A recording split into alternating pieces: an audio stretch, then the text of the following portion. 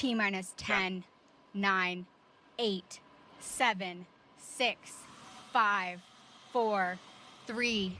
We have engine ignition. 1.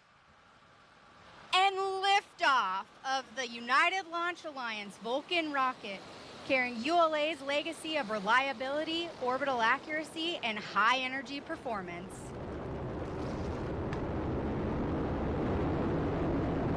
Everything looking nominal. BE4 performing as expected. All temperatures and pressures looking good. Vehicle has begun its engine raw program.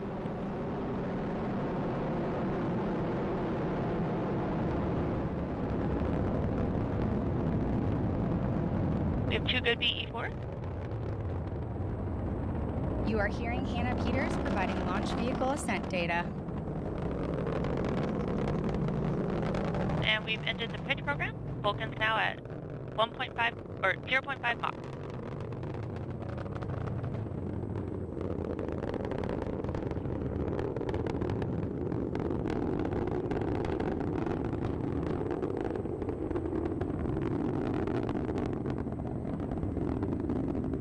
The BE4 is now throttling down in preparation for SRB burnout.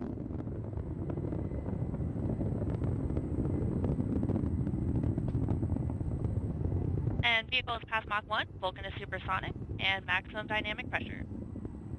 Coming up on SRB burnout. And we have indication of SRB burnout. Up next is SRB jettison.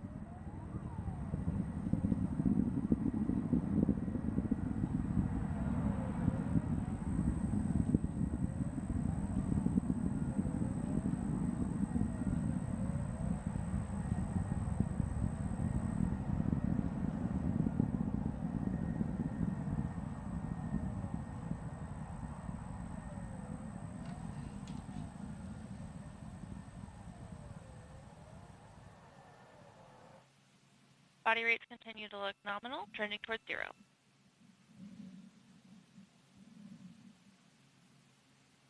BE4 is now throttling down, and we have SRB jettison.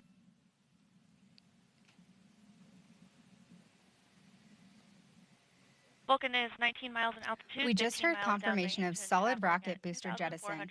We have about 3 minutes until we reach our next mission event, booster engine cutoff.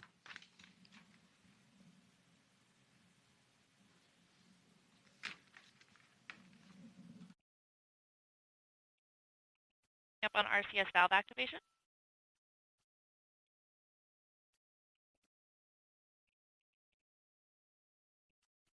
Body rates continue to look good.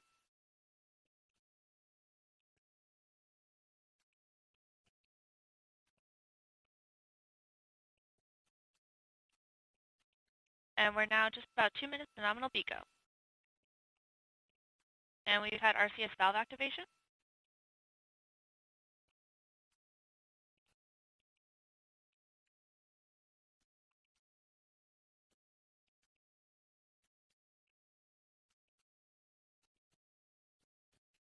Vehicle continues to look good. BE4s are performing as expected. Body rates are trending towards 0. And vehicles continuing down the range track, traveling currently at 4,600 miles per hour.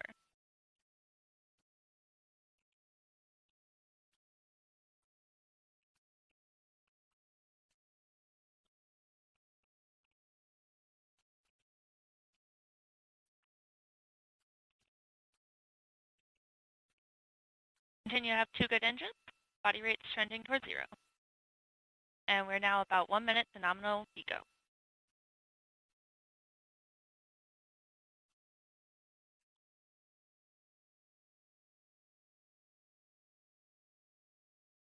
Vulcan is now 1/4 of its liftoff weight. And Vulcan is now passing the Kármán line.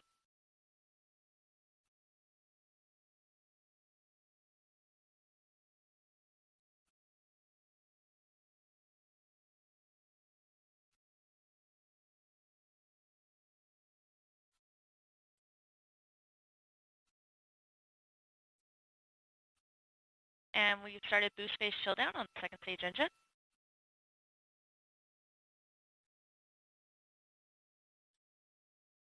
And the BE4s are throttling to maintain a constant acceleration.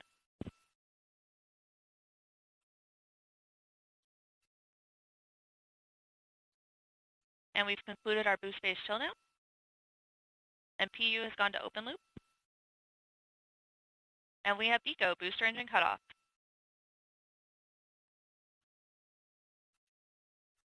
And we have Vulcan Centaur separation.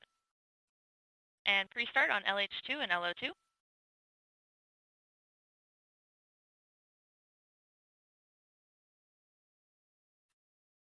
And we have full thrust on the RL10. And bearing jettison has been indicated.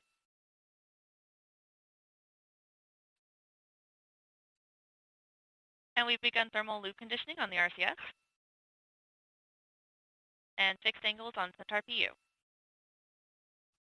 Vehicle is now 123 miles in altitude, 345 miles downrange, and traveling at 10,000 miles per hour.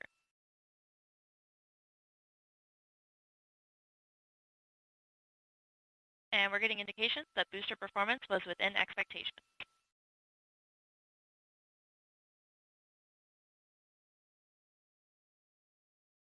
RL10 continues to perform nominally. And we are partway through a 10.5-minute burn. This is Vulcan Mission Control at T plus 6 minutes and 20 seconds. We just heard flight commentator Hannah Peters confirm the successful completion of the early phase of today's flight, and all systems continue to operate nominally. Our next event, main engine cutoff, will occur in approximately 10 minutes. While we wait, I'm now joined by ULA's Space Force Program Manager, Megan Lapine. Megan, thank you so much for being here today. Thanks for having me, Andrea. I think we're all really excited that we just saw Vulcan launch for the second time. I know a lot is going on with us this morning, but why don't you tell me what's going through your head right now? Sure. So I think it was a beautiful liftoff this morning. I think we're all really excited to see that. It's such a significant launch in terms of our certification and where we're going with Vulcan. So it was just a tremendous accomplishment from this team. Really proud to be part of the team that did this. Not just the ULA team, but also our Space Force partners, our suppliers across the country. So many people put in so much hard work, so much effort, so much dedication into this, and it's an amazing thing to see this morning. You never think about it, but there's so many different parts that go into a successful, even just getting off the pad. Absolutely, launch. Yeah. So why don't you tell us a little bit about the countdown? Sure. So it was a fairly quiet count to begin with. The team did have to work through a couple of items kind of at the end, which is why we have a window that we worked into. So